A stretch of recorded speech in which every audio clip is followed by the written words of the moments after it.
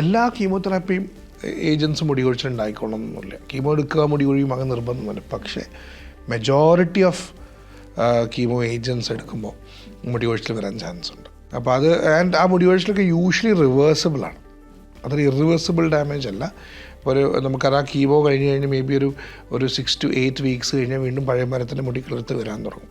Length അതിൻ്റെ time എടുക്കും, പക്ഷേ അറ്റ്ലീസ്റ്റ് ഒരു ഹെയർ സ്കാൽപ്പ് കവർ ഒരു ബൈ 6 to 8 വീക്സ് ആകുമ്പോൾ ഫുൾ കംപ്ലീറ്റ് കവേർഡ് മുടി കൊഴിച്ചിൽ. രണ്ടാമത് നമ്മളിപ്പോൾ പേഷ്യൻസിൻ്റെ അടുത്ത് പറയാം, ഇപ്പോൾ നല്ല വിഗൊക്കെ അവൈലബിൾ ആണെന്ന് പറഞ്ഞു. ആക്ച്വലി അതാണ് മോസ്റ്റ് ഈസിയും പ്രാക്ടിക്കലായിട്ടുള്ള ഓപ്ഷൻ ഈ വിഗാണ്. പിന്നെ ഒരു പുതിയതല്ല, പണ്ട് നമ്മൾക്ക് ചില ആൾക്കാർക്കോ അല്ലെങ്കിൽ ഒരു ഓപ്ഷൻ എന്ന് പറഞ്ഞാൽ ഒരു കൂളിംഗ് സിസ്റ്റം എന്ന് പറയും.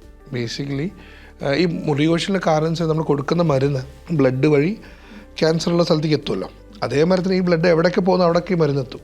അപ്പോൾ ഈ സ്കാൽപ്പിൽ ഈ പറഞ്ഞ ഒരു മരുന്നെത്തുമ്പോഴാണ് ഈ ഹെയർ ഫോളിക്കിൾ വീഴുന്നത്.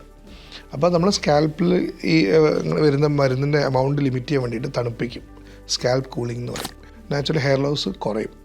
ഹെയർ ലോസ് ഉണ്ടാവില്ല എന്നല്ല, എത്രയാണോ ഹെയർ വീണ് പോകുന്നത് അതിൻ്റെ ക്വാണ്ടിറ്റി കുറയുന്നു. അപ്പോൾ ഈ 3 കാര്യങ്ങളൊക്കെയാണ് നമ്മൾ മുടി കൊഴിച്ചിലിന് നമ്മൾ പ്രിക്കോഷനായിട്ട് പറയുന്നത്.